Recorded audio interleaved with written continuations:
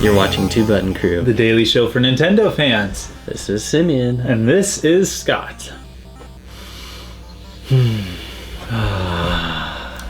It is good to be a Nintendo fan, It but is. every once in a while you just get smacked in the face with a cold slap of disappointment. Yes.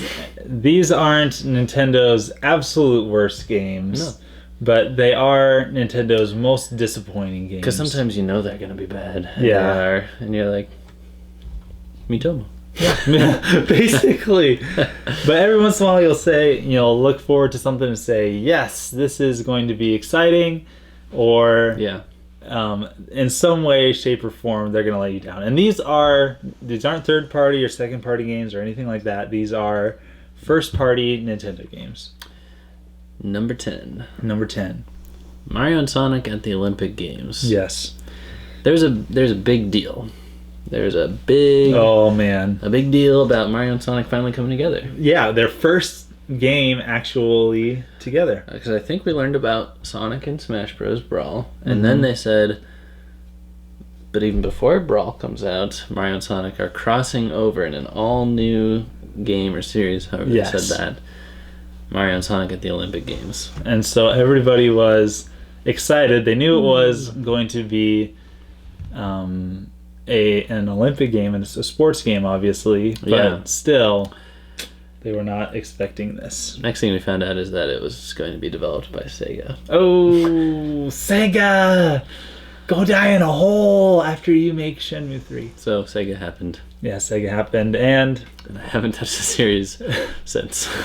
I have yet to play it, but I don't really want to. No. It's like it's like asking the question, who's faster, Sonic or Mario? Yeah. Sonic is. Okay. There's also Who the jumps games higher? We can go like that against each other. Oh yeah, the curling? Not interested. No. What'd you get?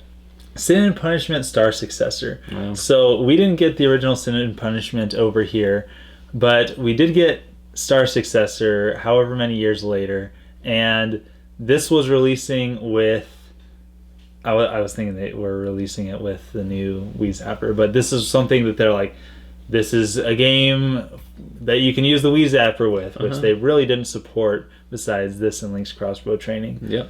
But this game came out, and the gameplay was fun. So what were you disappointed by? Was it the story? Well, the story was very disappointing because you were going, what the heck is happening? But also, it looked like crap. Okay, the Wii did not have good visuals, but this game had some of the worst first-party visuals that I have ever seen from Nintendo. Oh, all those jaggies. Oh, so bad. Jaggies are like non-smooth surfaces and like not anti-aliased or alazed or however that's pronounced hair and stuff. You would see like these are my bangs. Yeah, so it looked like their hair was made out of cardboard.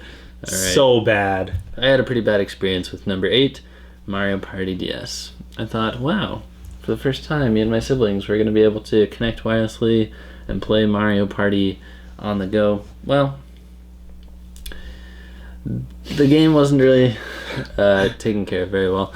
Like, for example, there'd be you'd use an item and it would like pulse and stuff. So they just took that original sized sprite and then would blow it up and shrink it down. So you would see huge pixelated glory.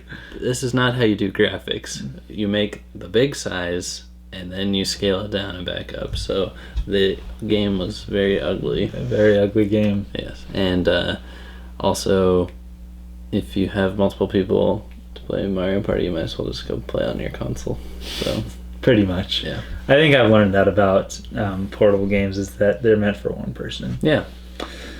So number 7, and hear me out on this one, is Nintendo Land. Not because the game was bad. The game delivered. Absolutely. But it over-delivered on a really, really sour note. Because not that the game itself was disappointing, but if you remember the press conference that Nintendo Land was announced at... It was Nintendo's last one. Yeah. It literally was their last press conference, their last game. Everyone's like, the next game is going to be like The Legend of Zelda or something, and it's going to be really cool, and they're going to blow our faces off. Yes. welcome to Nintendo Land, and let's end this off with a spectacular finish. And we were thinking, oh, there's another game. No, it's an in-game fireworks show. Yes. And with confetti in the conference room that didn't fall. Didn't release. There was like a crack that opened and confetti was like just like 4 confetti shreds. So which was fitting for the response to this, because we had already seen Nintendo Land in the conference and they said we're going to end with something right now. Yes. And then it was more Nintendo Land, and it was like an in-depth demo of the Luigi's Mansion game, which would have been perfect on the show floor instead of the conference itself. Why, Nintendo? Why? Number 6 was Fling Smash. I think this is probably the most unnecessary first-party game in existence. It's like, it's not an existing IP. It's not a good new IP. It's just, it's like a McDonald's Happy Meal toy, got its own game, published by Nintendo for 5-year-olds. That's no fun at all. It was like, you could get it with the Motion Plus because it required precise controls. For a game called Fling Smash. This should have been a launch game. Yeah. That you just fling the Wii remote around. Is that basically what you did? Yeah. Oh. And you smash things, I'm guessing. Nintendo, why? I'd rather play like Breakout and smash stuff like that. I bet. Yeah. Number 5 is Pro Wrestling for the NES. And this game, I actually didn't play until probably, I don't know, 7 years ago or something like that. And by that time, I had already owned an NES. I grew up with an NES, and I had even grown up with better NES wrestling games. But I've heard, people talk about, Starman and Amazon and, Pro Wrestling. This is really cool. Oh, yes. And then I played it on the Play Choice 10. And it's a piece of junk. And you chose not. Yes, I chose to not play it very much after that. Number 4, most disappointing first-party Nintendo games, Steel Diver. Mm-hmm. We were launching a new handheld, the 3DS. We got Pilot Wings, we got Nintendogs. Third-party wise, we had Street Fighter. But then there's this mysterious Miyamoto game, which he was so excited about, and had kept in like his concept memory banks for like 20 years or something. And he's like, finally, the hardware is here for me to fulfill my dream. And it was just kind of lame. It was completely overhyped. And the whole point of the game was that it was hard to control. It put you... That is such a bad premise. I'm sorry. It put you in the submarine control pit where you did everything with a touchscreen. Most games would have you moving with some kind of analog and shooting with a button, but no, you were doing like levers to tilt, and you had your yaw and stuff. I learned the word yaw with Steel Diver because I had to control it. So, oh my goodness. It's disappointing. Do you know what's bad about this game is that I think I've played it. Okay. And I can't remember. I can't remember. I think that's how bad it is. Mm-hmm. So I got to take you back to a time where I would go and see if they had any used games at GameStop. And I'm like, you know what? I'm going to go and try it. And so I went to GameStop. Hideous times. And and I looked through the DS pile, and I said, here's a first-party Nintendo game. It's probably good. Yeah, from a beloved franchise. Let's try it out. And it was Star Fox Command. And it's a piece of junk. It was so bad. If I get a bad game, I'll usually keep it. Because, 1, it was probably inexpensive. And 2, I might want to laugh at it every once in a while. Available.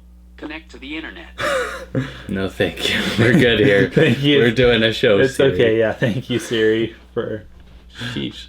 So, Star Fox Command was really, really bad. Like, it took what was fun about Star Fox, and then it didn't have that, and it had a time limit. And it's like the epitome of the Star Fox developers' hesitancy to tell a story. Yeah. They're like, there's 50 things that could happen, you choose. Yeah. Literally, yeah, exactly. They have remade the same game 3 times now, and this game had probably like 10 to 15 branching paths that you could choose from. Endings. Star Fox Assault is the only one that advances the story. Yes, and this game was terrible. It was so bad that I actually returned it, as I was saying. Nice. Normally I keep bad games. This game I returned within a week to get The Legend of Kage 2 for no extra money, and that ended up being one of my favorite games. Sold the game back just like I did with Mario Kart Wii, right where they both belong. No. Okay. All right. Nah. Number 2, Paper Mario Sticker Star. You had such good series going. You had unique gameplay, unique art style, and you pretty much had it down. All we needed is more entries. Yep. So they decided to make your attacks inventory based. You had to collect stickers for jumping and swinging your hammer, and you could run out of those. What did you have left? Struggle? Could you struggle? Oh, you'd have shells and stuff, and I mean, the whole limited quantity of attacks and stuff, it was done flawlessly earlier in the series. You'd have a certain amount of like flower power that you need, or a certain amount of items, and you could sell them by items and stuff. But the basic attacks didn't. No. That's way too much to manage. Counting the number of times you jump in a Mario game. Wow. Mario can't jump anymore. I think when you say the words Mario can't jump anymore in a game, I think you've automatically gone into a bad game. Come on, Mario's maiden name was Jumpman. Yes, unless it's like, a card game or something, but that's totally different. Let's hear it. Number 1 is exactly, or